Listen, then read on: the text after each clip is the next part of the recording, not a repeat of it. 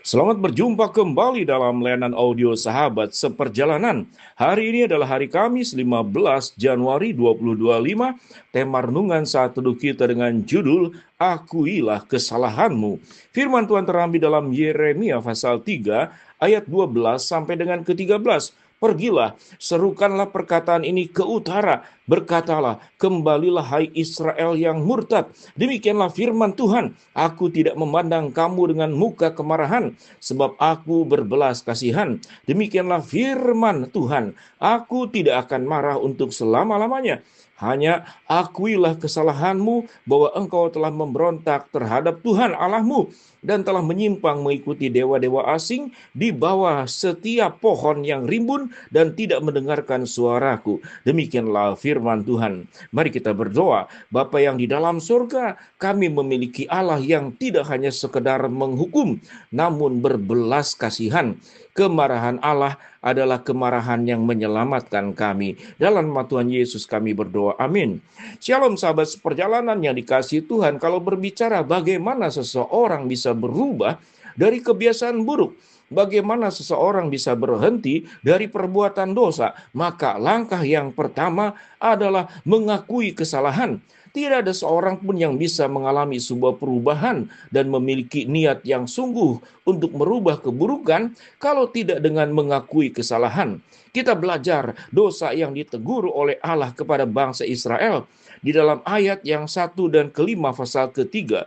Itu berbicara tentang perceraian, dosa perceraian, dan Tuhan menyediakan sebuah pengampunan dengan kasih-Nya kepada bangsa Israel. Ayat 6 sampai ke 11, bangsa Israel yaitu kerajaan utara melakukan perzinahan. Namun yang herannya kerajaan selatan yaitu Yehuda melakukan dan meniru dosa yang sama yang dilakukan oleh orang Israel. Ayat 6 sampai ke 11. Rupanya kalau dosa itu menular, kebiasaan buruk itu sangat mudah sekali dipelajari dan diikuti. Orang yang berbuat dosa dan belum bertobat, ketika ditanya, mengapa engkau berbuat dosa? Karena dosa itu nikmat, karena dosa itu indah. Betul, nikmat indah, tapi itu pelanggaran kepada firman Allah dan akan membawa kepada kebinasaan. Pada ayat 12 sampai 18, Allah menyampaikan seruan untuk bertobat dan Tuhan akan memulihkan mereka. Itu terdapat dalam ayat 12 sampai 13. Saya bacakan kembali. Pergilah, serukanlah perkataan ini ke utara. Berkatalah, kembalilah hai Israel yang murtad. Demikianlah firman Tuhan, aku tidak akan memandang kamu dengan muka kemarahan, sebab aku berbelas kasihan. Demikianlah firman Tuhan, aku tidak akan marah untuk selama-lamanya. Hanya akuilah kesalahanmu bahwa engkau telah memberontak terhadap Tuhan Allahmu dan telah menyimpang mengikuti dewa-dewa asing di bawah setiap pohon yang rimbun dan tidak mendengarkan suaraku. Demikianlah firman Tuhan. Dosa bangsa Israel dan Yehuda adalah selain berzina, tidak menjaga rumah tangga dengan baik, juga menyembah dewa-dewa asing. Kalau kita belajar mengapa seseorang bisa menyembah kepada dewa asing, sementara dia sudah memiliki Tuhan. Dan itu sesungguhnya seringkali terjadi kepada setiap kita masing-masing. Pada saat ini, kita tidak menyembah seperti bangsa Israel, dewa-dewa dalam bentuk patung, dewa-dewa dalam bentuk tokoh-tokoh yang dikagumi, yang ditakuti pada zaman itu. Namun kita punya dewa-dewa yang sesungguhnya kita lebih mentaati, lebih mengikuti, lebih menikmati, yaitu mamon di abad sekarang. Mungkin kita boleh berkata, mamon itu bisa handphone, mamon itu bisa media sosial, mamon itu bisa kekayaan, mamon juga bisa validasi diri, pengakuan penerimaan yang kita ingin harapkan dari orang lain. Mamon juga kenikmatan-kenikmatan yang sesungguhnya adalah sebuah kehidupan yang tidak bijaksana. Sekalipun mungkin kenikmatan itu bukanlah sebuah dosa. Misalkan berbelanja berlebihan. Itu memakai uang sendiri, tidak ada pelanggaran hukum di sana. Tapi itu adalah berlebihan. Kemudian menyukai hobi secara berlebihan. Sampai lupa saat teduh, lupa waktu buat keluarga, lupa untuk ibadah. Ibadah kemudian dianggap sesuatu yang sangat berat. Ada sebagian orang yang sangat berat sekali kalau hadir dalam ibadah. Mengapa demikian? Karena memang hatinya tidak di sana. Mamon dan Tuhannya itu bukan di ibadah itu. Dia kemudian mencari perkara-perkara yang lain di luar Tuhan. Dia menyembah kehidupan yang menjadi orientasi dirinya.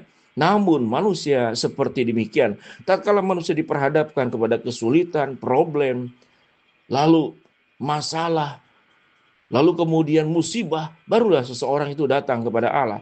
Bagaimana seorang bisa melakukan perubahan? Firman Tuhan berkata, akuilah kesalahanmu, bahwa engkau telah memberontak terhadap Tuhan, bahwa engkau sudah melawan Tuhan, bahwa engkau sudah berbuat dosa di hadapan Tuhan. Seseorang tidak akan mengalami perubahan kalau tidak dimulai dari langkah awal, tangga pertama dalam perubahan, yaitu mengakui kesalahan. Sahabat seperjalanan, masih dalam suasana bulan pertama di tahun baru bulan Januari ini, di hari ke-15, marilah kita melakukan resolusi, melakukan reformasi diri, melakukan sebuah perubahan dalam diri. Ya Tuhan, kesalahan-kesalahan apa yang ada padaku yang membuat orang lain terluka, yang membuat orang lain tersakiti, yang merugikan orang lain. Sahabat seperjalanan, diakui atau tidak, setiap keburukan yang kita punya sesungguhnya itu merugikan orang lain. Mari kita melihat, kalau orang yang egois, apakah memberkati orang lain? Akan merugikan orang lain. Seseorang yang pemarah, apakah akan memberkati orang lain? Akan merugikan orang lain, akan menyakiti orang lain. Seseorang yang suka berkata-kata kasar, apakah memberkati orang lain? Akan kemudian menyakiti orang lain.